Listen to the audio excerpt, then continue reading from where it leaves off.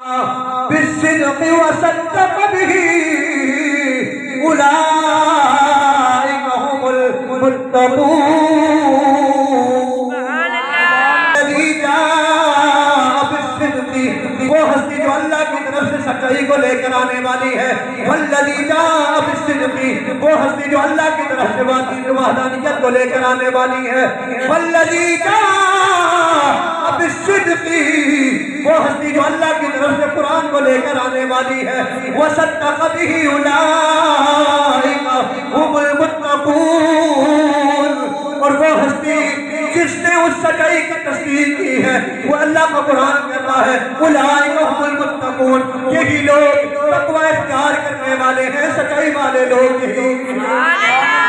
جناب مولا کائنات حضرت کرار رضی اللہ تعالیٰ عنہ بہت سارے مفسرین نے اس آیت کے معنی بیان کیے ہیں بہت سارے مفسرین نے اس آیت مقدسہ کے مفاہیم کو بیان فرمایا ہے لیکن مولا کائنات حضرت کرار رضی اللہ تعالیٰ عنہ جب آپ نے اس آیت مقدسہ کو پڑھا تو آپ نے اس آیت کا معنی اور مفہوم اور تفسیر یہ بیان فرمائی ہے آپ نے فرمایا والذی جاء بالصدق وصدق به اولئک هم المتقون والذی جاء بالصدق اس صدق سے مراد قرآن مجید ہے اللہ کی وحدانیت ہے والذی جاء بالصدق لے کر آنے والے آمنہ کے لال ہیں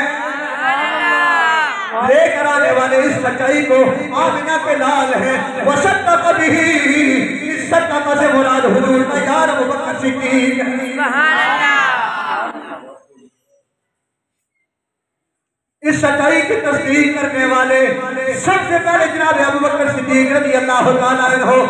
آپ ہیں میں ابوبکر رضی اللہ تعالیٰ عنہ آپ کی شان کو اور کیا بیان کروں جن کا ایمان سب مسلمانوں سے اعلیٰ ایمان ہے افضل البشر بعد الانبیاء بالتحقیق جناب ابوبکر صدیق رضی اللہ تعالیٰ عنہ آپ کی سوچ عربوں مسلمانوں کی سوچ سے اعلیٰ ہے آپ کا ایمان عربوں مسلمانوں کے ایمانوں سے اعلیٰ ہے آپ کی فکر عربوں مسلمانوں کی فکروں سے اعلیٰ ہے آپ کی فہم و فراست عربوں مسلمانوں کی فہم و فراست سے اعلیٰ ہے جناب مولا کائنات حضرت کرار رضی اللہ تعالیٰ عنہ آپ فرماتے ہیں لوگوں سنو لا بکثرت الصلاۃ ولا بکثرت الصیام ولکن بشیء وقر فی صدرہ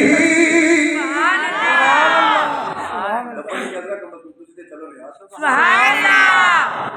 مولا کائنات فرماتے ہیں لوگوں سنو جو میرے یار ابوبکر صدیق کو اللہ نے